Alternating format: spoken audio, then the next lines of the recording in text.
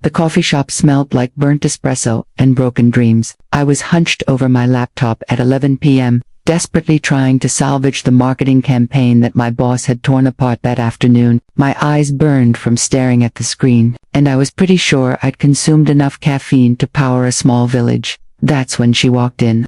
I noticed her peripherally at first, just movement in my exhausted vision, but something made me look up. She had dark hair pulled into a messy bun, paint-stained jeans, and the kind of effortless beauty that made my heart skip without permission. She ordered something complicated, paid with crumpled bills from her pocket, and sat down 3 tables away. I told myself to focus on work. I told myself I didn't have time for distractions. I told myself a lot of things that night, none of which my traitorous eyes believed as they kept drifting back to her. She was sketching something, her hand moving in quick, confident strokes across a large pad. Every few minutes, she'd pause, tilt her head, and study her work with an intensity that made me wonder what it would feel like to be looked at like that. "You're staring."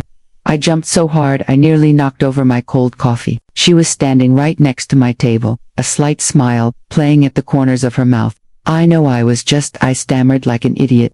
"It's okay. I stare at people too when I'm trying to draw them." She held up her sketchpad. On it was a rough but unmistakable portrait of me, hunched over my laptop, looking stressed and sleep-deprived, but somehow more interesting than I'd ever seen myself in a mirror. Wow, that's really good. "Maya," she said, extending her hand, "and you look like you're about 3 seconds away from a breakdown. Want to take a walk instead?" I should have said no. I should have finished my work. I should have done 1,000 responsible things. Instead, I saved my document, closed my laptop, and said, "I'm Rachel." And yes, we walked through the city streets for 3 hours that night, talking about everything and nothing. She was an artist, a real one, trying to make it in a city that chewed up dreamers and spit them out. I was a corporate marketer who spent my days selling things I didn't believe in to people who didn't need them. We were opposites in every way that mattered, and somehow that made the conversation flow like we'd known each other for years. When we finally parted ways at 2 a.m., she put her number in my phone and said, "Let's do this again, when you're not having a breakdown." I laughed, said goodnight, and walked home feeling like the city lights were burning a little brighter than usual.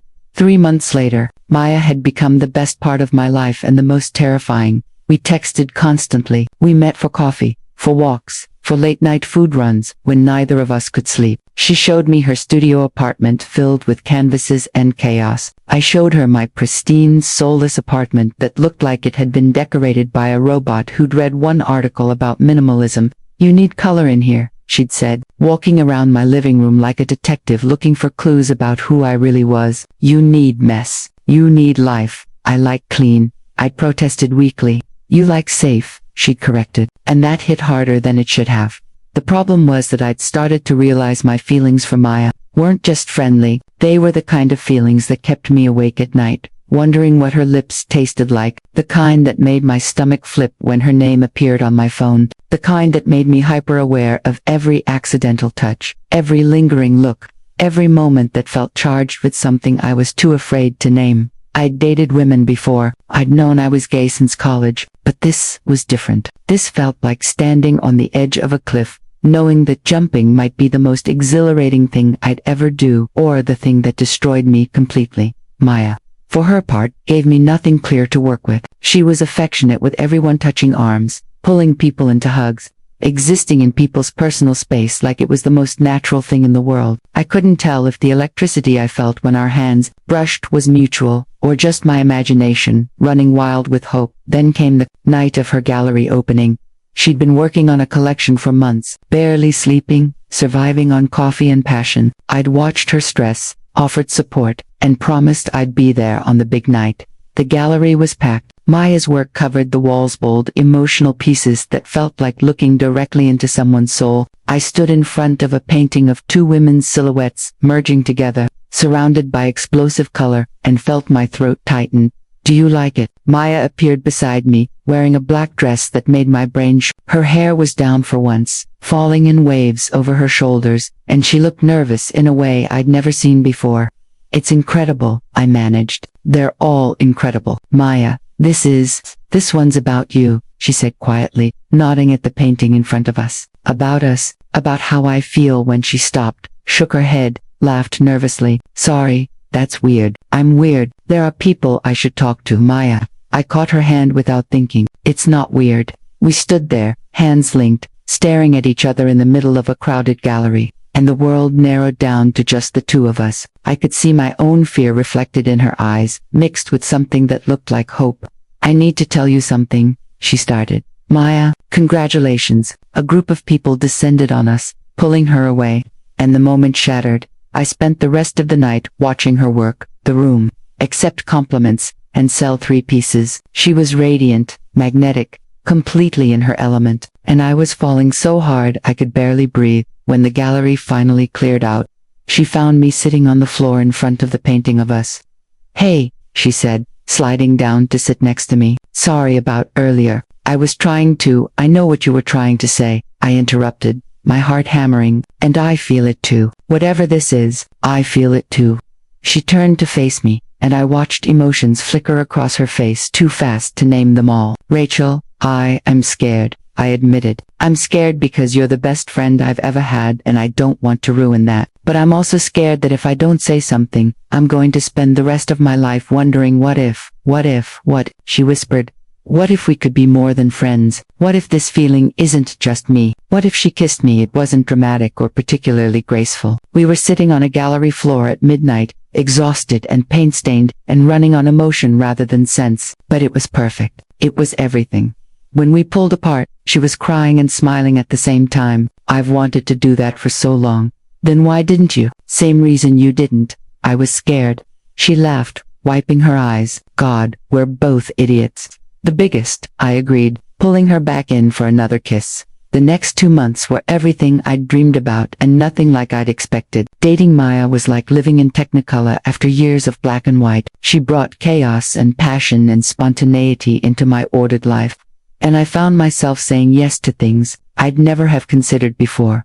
Midnight painting sessions that left us both covered in acrylics, spontaneous trips to the beach at 2 a.m. because she wanted to see the stars, dancing in my living room to music only she could hear. She was teaching me how to live in the moment, and I was falling deeper every day. But I was also starting to see the cracks. Maya's art was her life, her passion, her everything. When inspiration struck, the rest of the world ceased to exist. She'd disappear for days into her studio, forgetting to eat, forgetting to sleep, forgetting to text me back. I'd tell myself it was fine, that I understood, that this was part of loving an artist, but it wasn't fine. I missed her. I felt secondary, optional, like something she could pick up and put down, when it was convenient. The first real fight happened on a Wednesday. I'd planned a dinner for us, nothing fancy. Just a quiet night in. I'd left work early, stopped at the grocery store, and spent 2 hours cooking her favorite meal. The plan was 7 p.m. By 8, I'd texted her 3 times. By 9, I was eating alone, trying not to cry into my pasta. She showed up at 10:30, covered in paint, eyes bright with creative energy. Rachel, you won't believe what I just finished. I've been working on this piece for weeks and it finally clicked, and she stopped. Taking in the cold food, the candles burned down to nothing. My expression, oh God, dinner. I completely forgot. You forgot. My voice was flat. I'm sorry. I was in the zone and I lost track of time, and you always lose track of time. Maya, you lose track of everything when you're working. That's not fair. You know how important my art is, and you know how important this relationship is to me. Or at least, I thought you did. We stood on opposite sides of my kitchen, the space between us feeling wider than it physically was. I'm sorry, she said again, quieter this time. You're right, I messed up. I'll do better. And she did. For a while, she set alarms. She made an effort to text me back. She prioritized our time together. But I could see how hard it was for her, how much it cost her to pull herself away from her work. And that made me feel guilty for asking. We were stuck in a cycle. She'd get absorbed in a project. I'd feel neglected. We'd fight. She'd apologize and recommit. And then the cycle would start again. I loved her. God, I loved her so much it physically hurt sometimes. But I was starting to wonder if love was enough. The real crisis came in month 5. Maya had been commissioned for a major piece by a wealthy collector, the kind of opportunity that could change her entire career. She'd been working nonstop for 3 weeks, barely coming up for air. I'd been supportive, bringing her food, offering encouragement, trying to be understanding. But I was also exhausted. Exhausted from being patient, from being understanding, from feeling like I was in a relationship by myself. I hadn't planned to go to her studio that night, but I'd had a terrible day at work, the kind where everything goes wrong, and you question every life choice that led you to that moment, and I just needed her. I needed my girlfriend to hold me and tell me it would be okay. I used the key she'd given me and let myself into her building. Her studio was on the 3rd floor, and I could hear music blasting before I even reached her door. I knocked, but there was no answer. I tried the handle unlocked. The studio was a disaster zone. Canvases everywhere, paint on every surface, the air thick with turpentine and creative chaos. And there, in the middle of it all, was Maya. She was standing in front of a massive canvas, painting with fierce concentration. She was wearing a tank top and shorts, both covered in paint, her hair piled on top of her head. She was beautiful and focused and completely unaware that I'd entered. I watched her for a moment, and something in me cracked. This was her real relationship. This was her true love, paint and canvas and creation. I was just the person who showed up in between. Maya. She spun around, startled. Rachel, what are you? I needed you tonight. She looked confused. What? Why didn't you call? I did call 4 times, and texted, but you didn't answer because you never answer when you're working. I was in the zone. I can't just stop when you can't just stop for anything. My voice cracked. Not for dinner, not for dates, not for me. Nothing is more important than your art. That's not fair, isn't it? When was the last time you chose me over a painting? When was the last time I came first? She stared at me, and I watched her try to find an answer that wouldn't hurt. She couldn't. I love you, she said finally. You know I love you. Do I? Because love is supposed to be a verb, Maya. It's supposed to be action, not just feeling. And lately, I don't feel loved. I feel tolerated. I feel like something you fit in when you have time. Tears were streaming down both our faces now. I don't know how to be different than I am, she whispered. This is who I am. Art is who I am. I know, and I love that about you. But I can't keep being the person who waits around for scraps of your attention.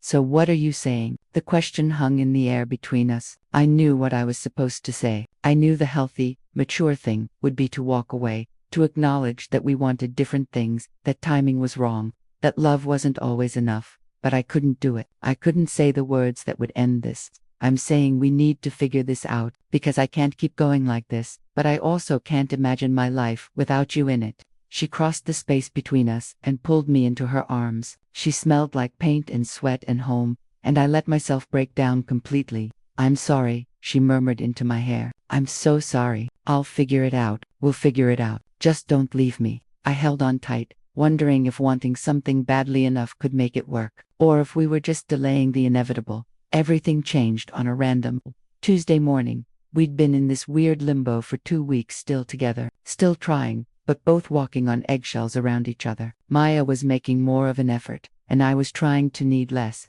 And neither of us was particularly good at it. I'd stayed at her place the night before, which was rare. Her studio apartment was tiny, chaotic, and felt more like an actual art studio than a living space. But she'd asked me to stay, and I was trying to say yes more often. I'd woken up early 6 a.m., my internal clock refusing to adjust to a leisurely schedule, and decided to shower before heading to work. Maya was still asleep, curled up under a paint-stained comforter, looking peaceful in a way she rarely did when awake. The shower was cramped and the water pressure was terrible. But it was hot and I took my time, trying to wash away the tension that had been living in my shoulders for weeks. When I finally stepped out, I wrapped myself in the only clean towel I could find, threadbare and paints. Maya opened the bathroom door.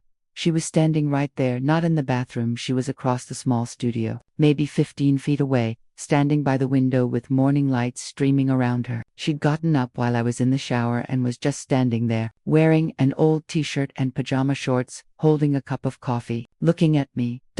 And the expression on her face made my world stop.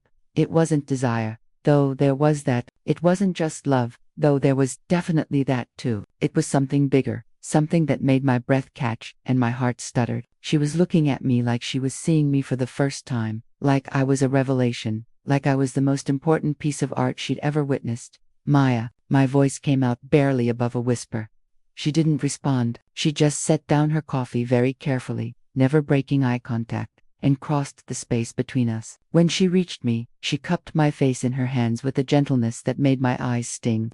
I love you, she said, and it sounded different than all the times she'd said it before. It sounded like a promise, like a commitment, like a choice she was making in that exact moment. I love you too, I whispered back. No, listen, I love you. Not as much as my art, not less than my art. Just differently, equally, completely. And I've been an idiot for thinking I had to choose between them, for acting like you were just another part of my life that I could schedule around. You're not. She stopped, laughed a little, tears starting to fall. You're standing in my crappy apartment in a terrible towel, and you're the most beautiful thing I've ever seen. And I need you to know that you're not secondary, you're not optional, you're everything. I was crying to now, clutching the towel with one hand and her shirt with the other. I was so scared, she continued, scared that if I let myself need you as much as I need my art, I'd lose myself completely. But I've spent these last 2 weeks trying to need you less. And you know what I realized? I was losing myself anyway, because you're part of who I am now. You're part of what makes me me. Maya, I want to do better. Not just say it, but actually do it. I want to set boundaries with my work. I want to prioritize us. I want to build a life with you, not just fit you into the life I already have. You don't have to change who you are, I said, even though I desperately wanted to believe she could. I'm not changing who I am. I'm becoming who I want to be. And I want to be someone who doesn't make you feel like you're competing for attention. Someone who shows up. Someone who chooses you every single day, not just when it's convenient.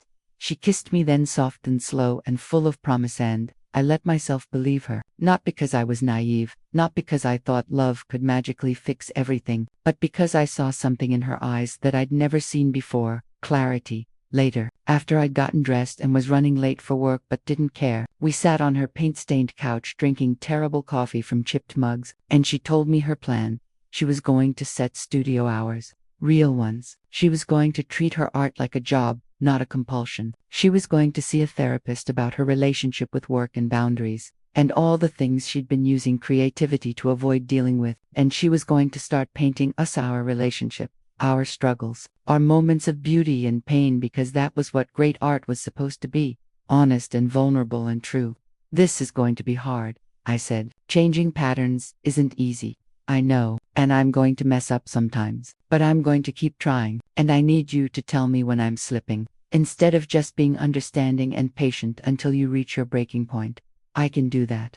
And I need you to keep being you, keep having needs, keep taking up space, keep expecting me to show up. Don't make yourself smaller because I've been too big for too long. I nodded, not trusting my voice. We're going to figure this out, she said firmly. Because you were right, love is a verb, and I'm going to love you in action, not just in feeling, starting right now.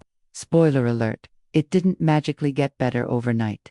Change is messy and complicated and requires failing repeatedly before you get it right. Maya did set studio hours, but she also broke them sometimes. She did start therapy, but she also resisted it sometimes. She did make more effort to prioritize our relationship, but she also slipped back into old patterns sometimes. But here's the thing, she kept trying, and so did I. I learned to voice my needs before I reached the breaking point. I learned that asking for what I wanted wasn't selfish, or demanding it was healthy. I learned to trust that loving Maya didn't mean accepting whatever scraps of attention she threw my way. Maya learned that discipline could be freeing, not constraining. She learned that taking care of her relationship didn't diminish her art, it enriched it. She learned that she could be both an artist and a partner, and that one didn't have to consume the other.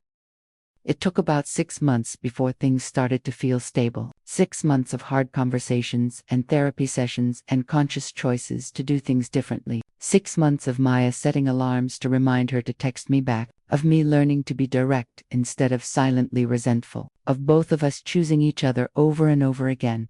The painting she created during that time ended up being her most critically acclaimed work, a massive piece showing two figures not merging like in her earlier work, but standing side by side, distinct and individual, but connected by threads of light and color. She called it Choosing Each Other, and it sold for more money than either of us thought possible. We used some of that money to get a bigger apartment, one with actual separate spaces for working and living, one where I could have my clean minimalism and she could have her creative chaos, and we'd meet somewhere in the middle. A year and a half after the towel moment, Maya planned something for my birthday. She was terrible at keeping secrets. I knew something was up because she was both excited and nervous in a way that had nothing to do with her art.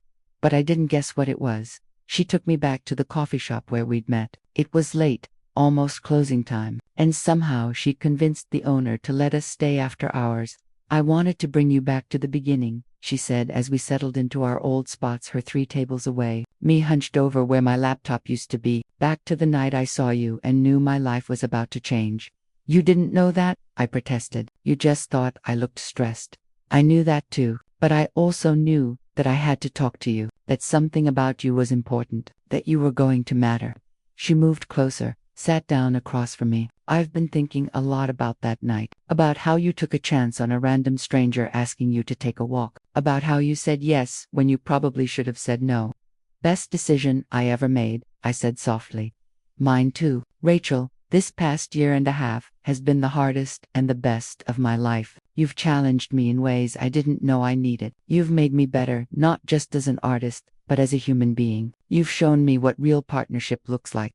She reached into her bag and pulled out a small box, and my heart started hammering. "I'm not asking you to marry me," she said quickly, seeing my expression. "Not yet, not until it's legal in a way that feels right and safe for both of us. But I am asking you this. Will you keep choosing me? Will you build a life with me? Will you be my partner in the fullest sense of the word?" She opened the box. Inside was a simple silver ring with both our initials engraved inside. "I want to make a promise to you, Rachel. I promise to keep showing up. I promise to keep doing the work. I promise to choose you every single day, even when it's hard, even when I'm in the zone, even when everything in me wants to disappear into my studio. I promise to love you in action, not just in feeling."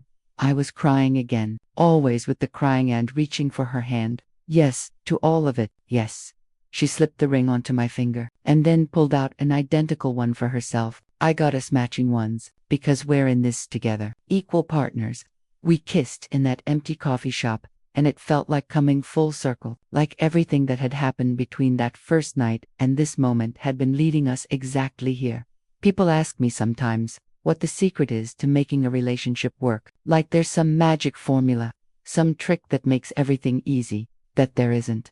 The secret is choosing each other every single day. The secret is having hard conversations instead of letting resentment build. The secret is going to therapy both individual and couples, and doing the uncomfortable work of examining your patterns and behaviors. The secret is learning that love is both feeling and action, and you need both for it to sustain. Maya and I have been together for 3 years now. We're planning to get married next summer in a small ceremony with just our closest friends and family. She's working on a new collection about partnership and commitment. I've started taking art classes in the evening, learning to create something just for the joy of creating.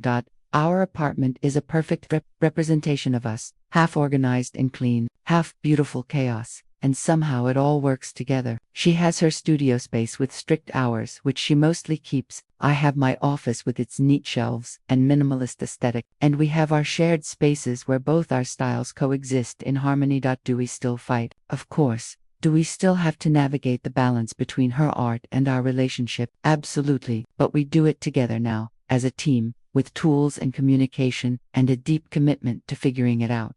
Last week, I came home late from work, exhausted and stressed. I found Maya in the kitchen, making dinner, something she'd planned ahead, something she'd thought about in advance. It was just pasta and salad, nothing fancy. But she'd lit candles and put on music and created a space for us to be together. "Rough day?" she asked, kissing me hello. "The worst. Tell me about it." And I did, and she listened, really listened, present and engaged and focused on me. When I finished, she pulled me into her arms and just held me, not trying to fix anything, just being there. "I love you," I murmured into her shoulder.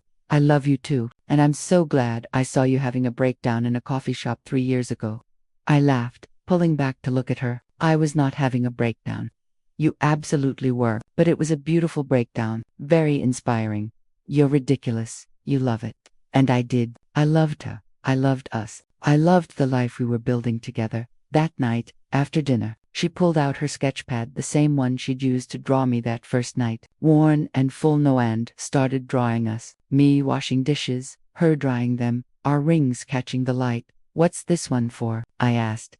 No reason, just capturing a moment. But I knew better. Every piece Maya created was for a reason. She was capturing the ordinary, beautiful, mundane reality of our love. The kind of love that existed in dishwashing and dinner making and choosing each other on random Tuesday nights when there was nothing spectacular happening except the miracle of being together. She caught me watching her watch me, and she smiled that bright, unguarded smile that still made my heart skip after all this time. What? She asked, just thinking about that towel. What towel? The day you saw me standing in your apartment in that terrible paint-stained towel, and everything changed. Oh, that towel. Her smile softened into something deeper. You know what I was thinking that morning. What? That I'd never seen anything more beautiful than you in that moment. Just you, being yourself, in my space, part of my life. And I realized I'd been so scared of needing someone that I'd almost lost the best thing that ever happened to me. You didn't lose me. No.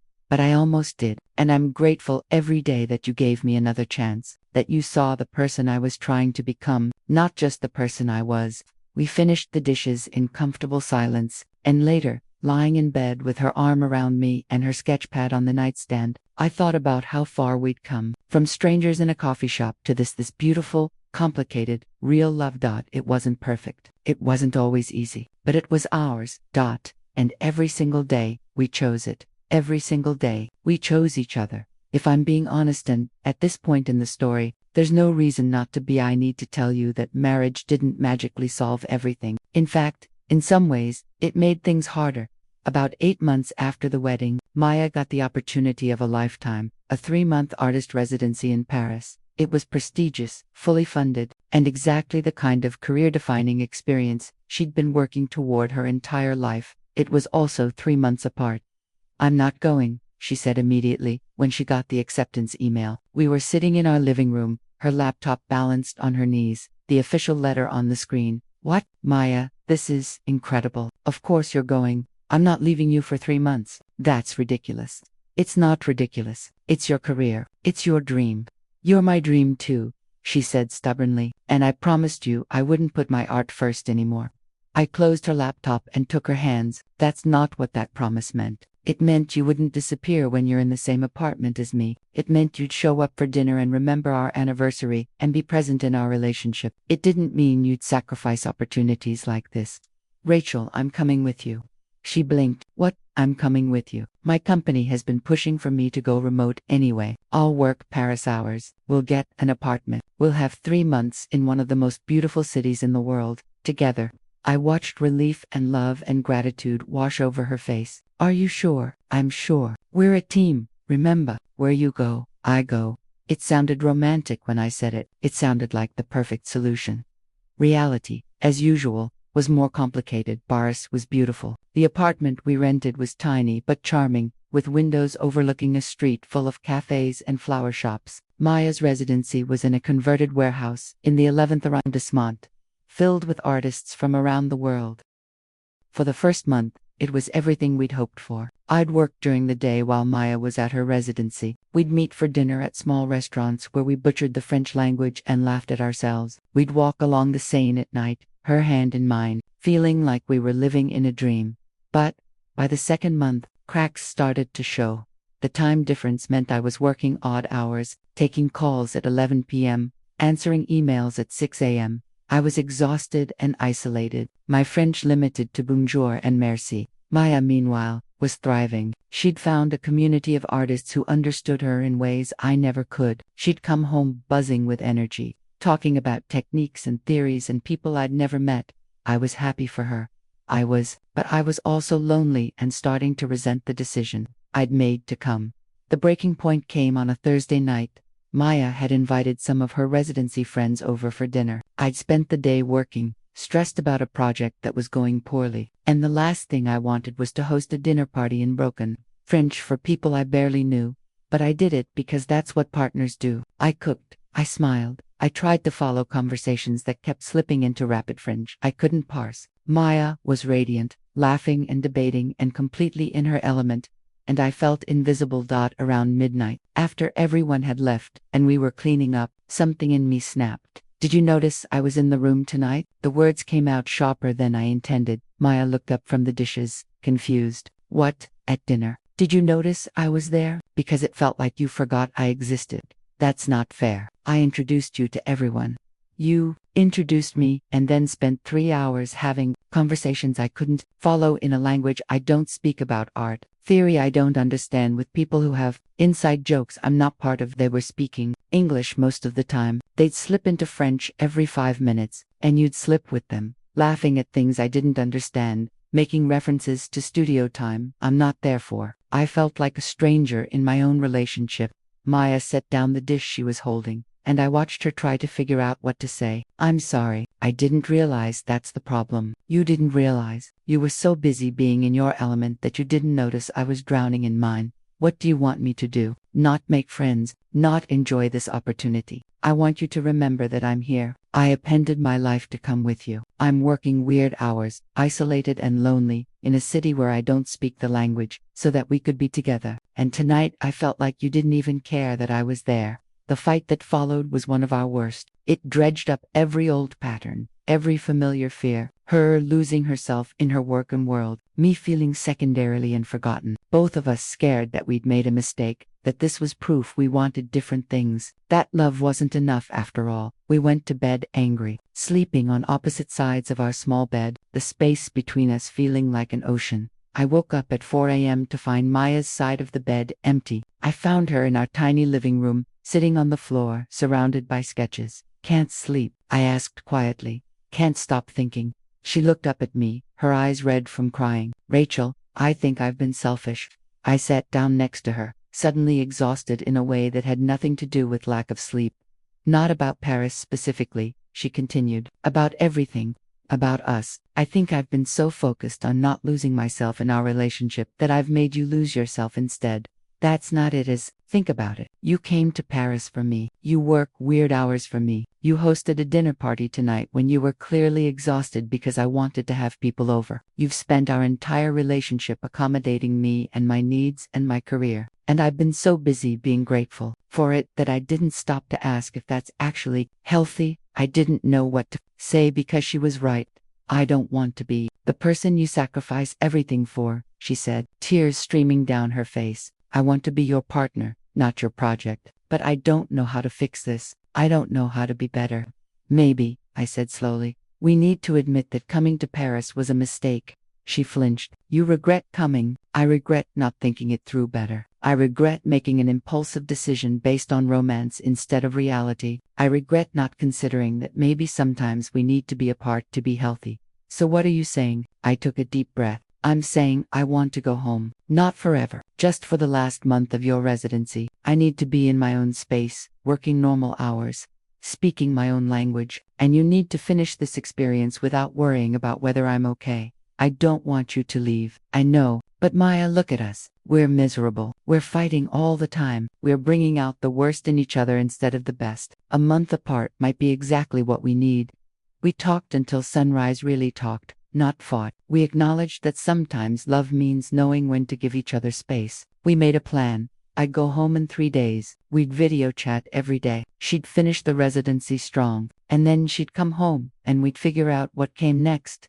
It was one of the hardest conversations we'd ever had, and also one of the most important. The month apart was brutal and beautiful in equal measure. Brutal because I missed her constantly. Beautiful because I remembered who I was outside of our relationship.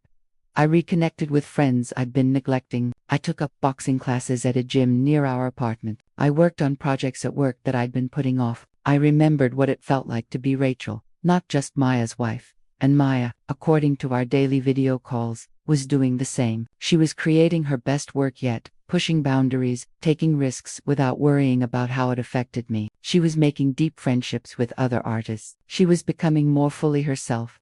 I miss you so much. It physically hurts, she told me one night, her face pixelated on my laptop screen, but I also think this was the right call. Me too, I admitted. I think I needed to remember that I'm a whole person on my own.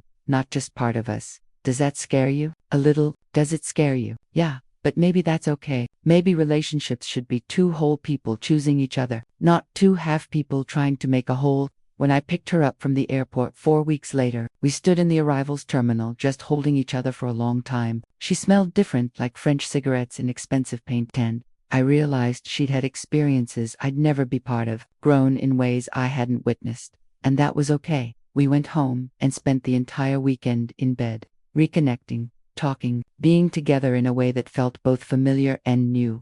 I don't want to do that again, she said on Sunday morning, her head on my chest, a month apart. That was too long. Agreed, but I think we proved something important. What's that? That we can be apart without falling apart, that we're solid enough to have separate experiences and come back together stronger. She propped herself up to look at me. I have something to tell you. The residency wants me to come back next year, teaching this time, not just creating. 3 months again. My stomach dropped. Oh, I told them I'd have to think about it, talk to you, figure out if we could make it work. I thought about how hard the last month had been, but I also thought about the look on her face when she talked about her work, about the growth she'd experienced, about the fact that loving someone meant supporting their dreams even when it was inconvenient.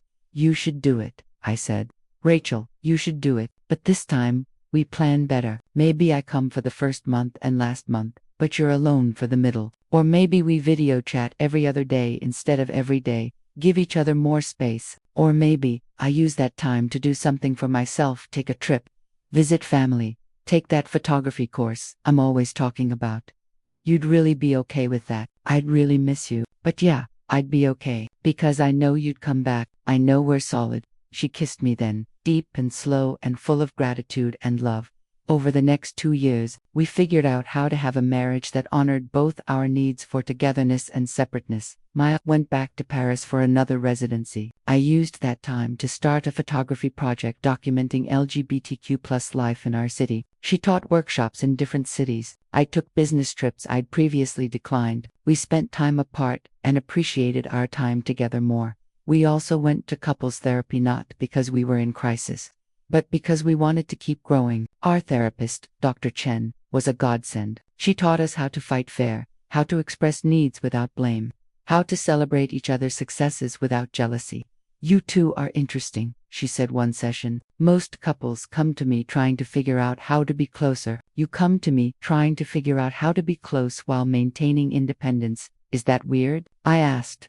It's healthy. It's just not common. Most people are either enmeshed or disconnected. You're trying to find a third way. And we were. It wasn't always graceful. We still fought sometimes. Maya still occasionally got so absorbed in a project that she forgot to text me back. I still occasionally got anxious about feeling secondary. But we had tools now, patterns that were healthier, a foundation that could weather storms.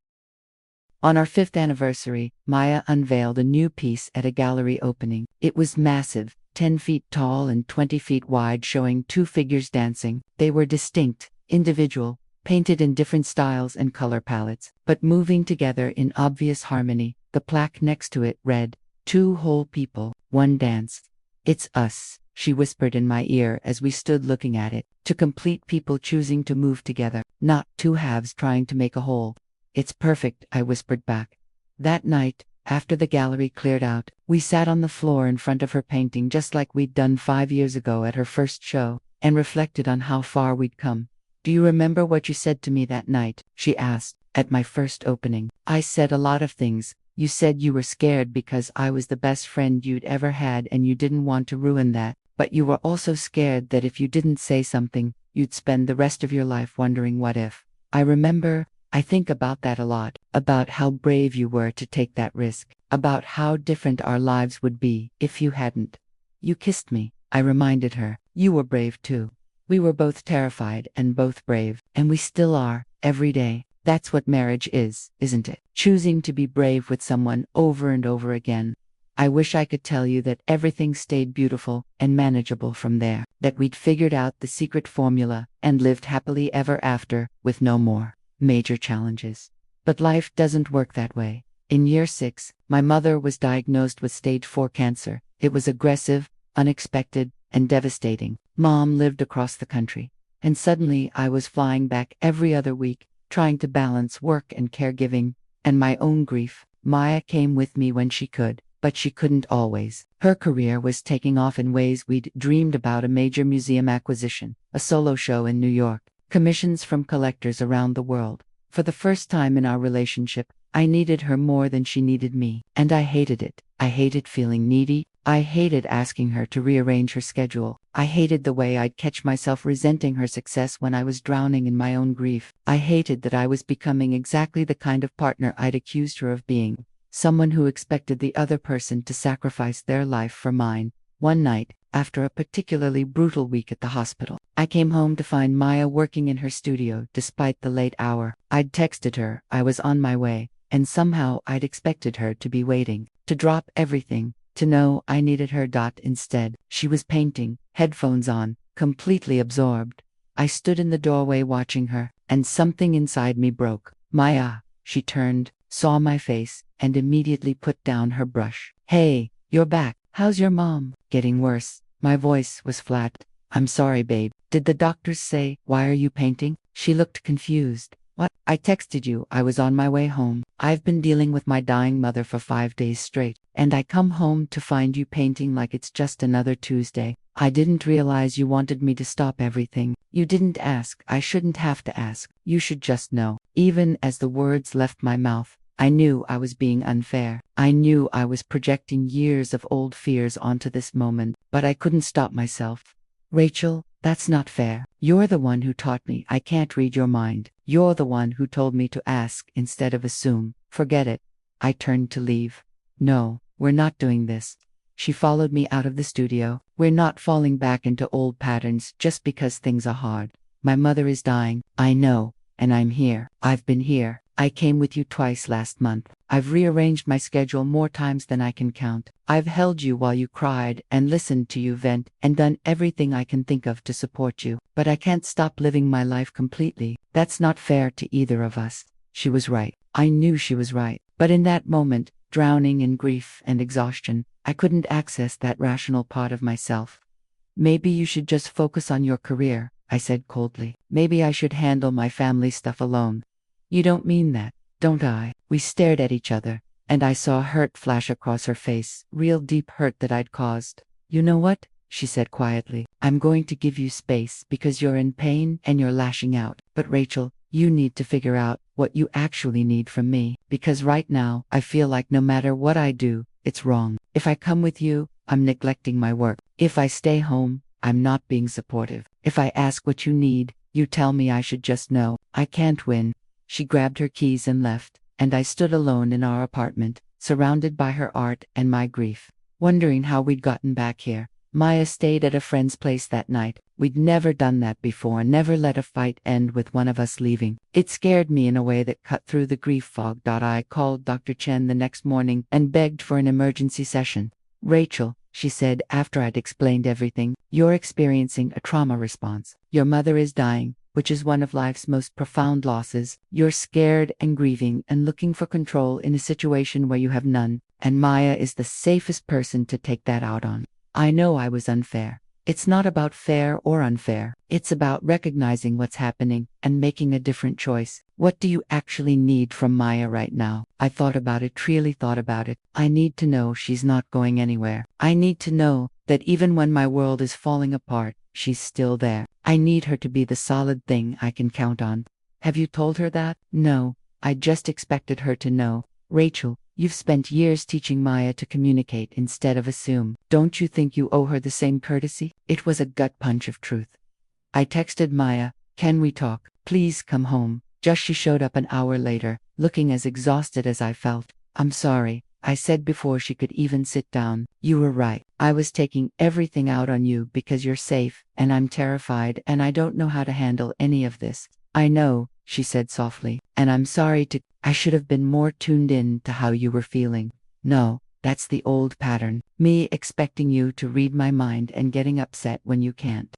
You were being exactly what we agreed. You'd be present and supportive, but also maintaining your own life. I was the one who suddenly changed the rules without telling you. I sat down next to her. What I actually need from you is this. I need to know you're not going anywhere. I need to know that you're here even when I'm a mess. I need you to be the stable thing in my life right now because everything else feels like it's crumbling. But I also need to not punish you for having your own life and career. Those two things need to be able to coexist.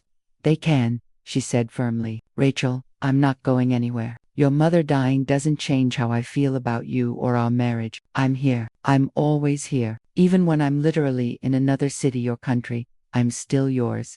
How do we make this work? I asked. How do I not become this needy, resentful person? By talking to me, by telling me specifically what you need instead of expecting me to guess, by letting me show up for you in the ways I can instead of resenting the ways I can't.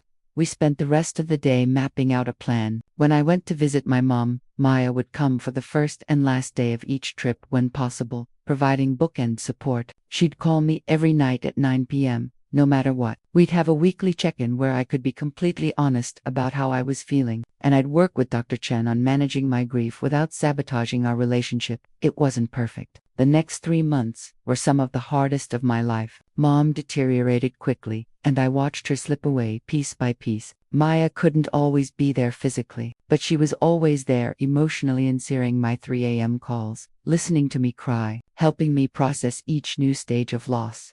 When Mom finally died on a Tuesday afternoon in early spring, Maya was there. She'd canceled a major meeting, driven through the night, and made it to the hospital an hour before Mom passed. She held my hand as I said goodbye.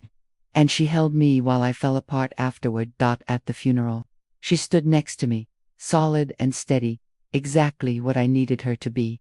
Grief is strange. It doesn't follow a timeline or rules. 6 months after Mom's death, I was still struggling not with the dramatic, overwhelming waves of early grief, but with the quiet, persistent ache of absence.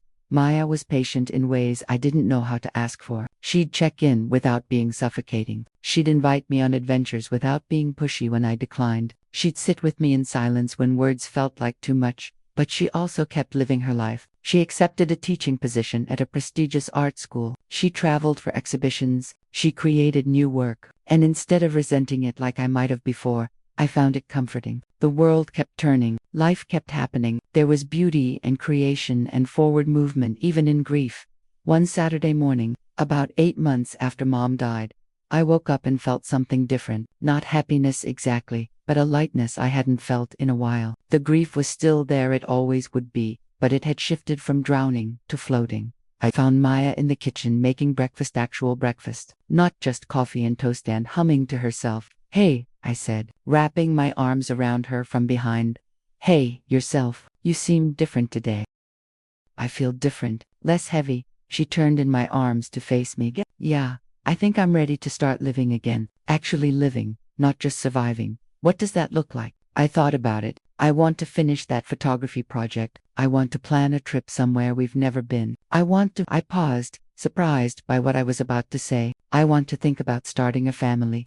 Maya's eyes widened. "Really, really? We've talked about it before, but it always felt like someday. And then Mom got sick and everything stopped. But I think she'd want me to keep moving forward, to build the life I want." "Kids," Maya said wonderingly. "We'd be mothers.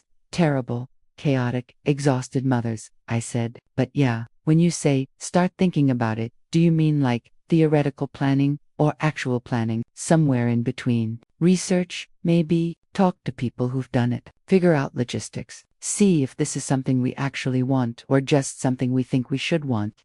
She kissed me, soft and sweet. "I love you. And I love that even after everything that's happened, you still want to build a future with me." "Always," I said. "You're stuck with me." Research turned into planning, which turned into appointments, which turned into a decision. We'd use a sperm donor and I'd carry first, since I was older, and Maya had a gallery show scheduled for the following year. The process was clinical and expensive and nothing like the romantic journey to parenthood I'd imagined as a kid, but it was ours, and Maya was with me for every appointment, every decision, every anxious moment. When the pregnancy test finally came back positive after our 3rd IUI attempt, we both cried in the bathroom of the fertility clinic. "We're going to be parents," Maya kept saying, like she couldn't quite believe it. "We're going to be exhausted," I corrected, "and covered in and possibly terrible at this." Definitely terrible, but terrible together.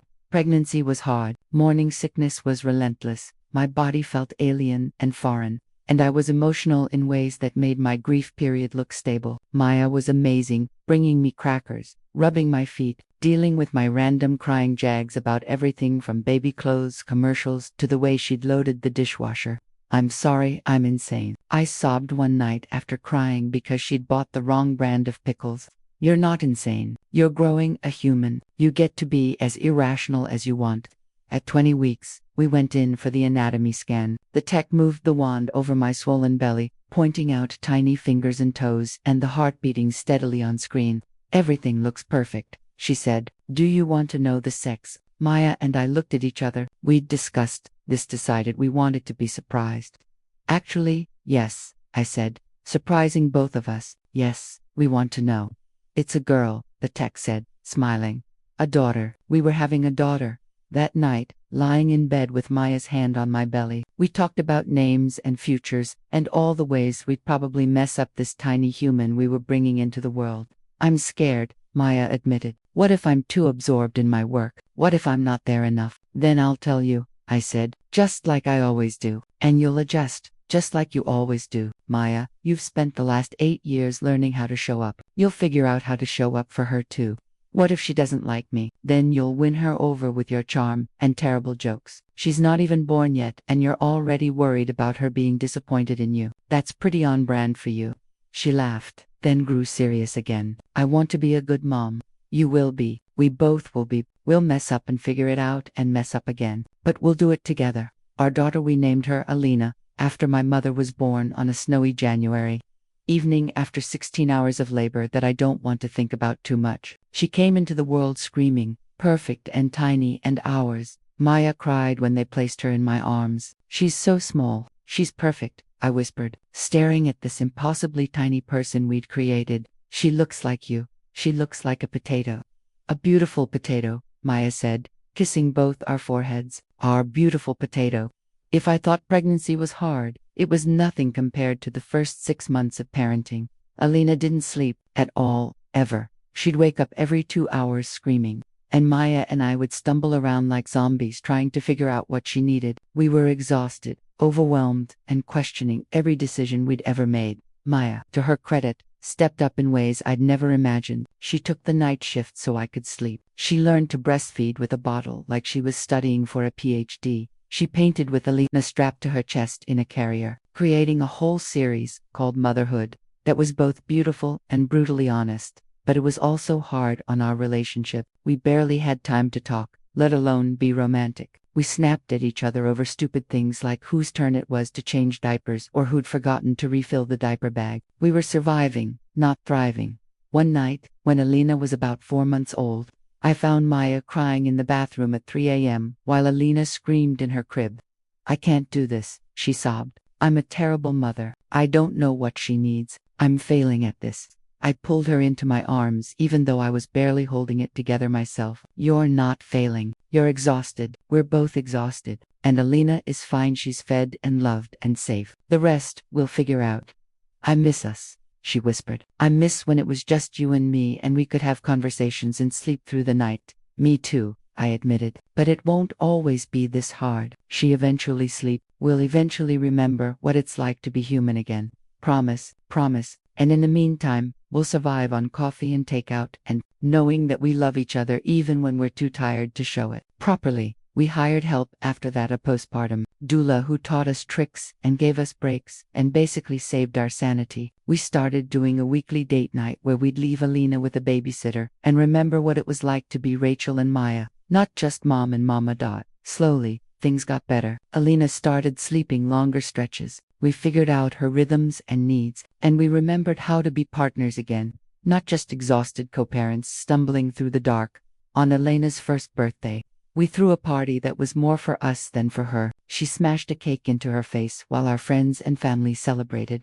This tiny human who'd completely rearranged our lives. Later, after everyone had left and Alina was asleep, Maya and I sat in the living room surrounded by wrapping paper and toys. We did it, she said. We survived the first year. Barely, I laughed. But yes, we did. I was thinking about that night in the coffee shop, she said. 10 years ago now. Did you ever imagine we'd end up here, with a screaming baby who hates sleep and a living room that looks like a toy store exploded in it? Not exactly, but happy. I looked around at our messy, chaotic, perfect life. Yeah, happy you, the happiest I've ever been, even with the exhaustion and chaos, maybe because of it. This is what I always wanted, even when I didn't know I wanted it. What specifically? You, a family, a life that's real and messy and full of love, a partner who calls me out when I'm being selfish but also believes I can be better, someone who sees me completely and loves me anyway, even when I'm hormonal and crying about pickles, especially then, she said,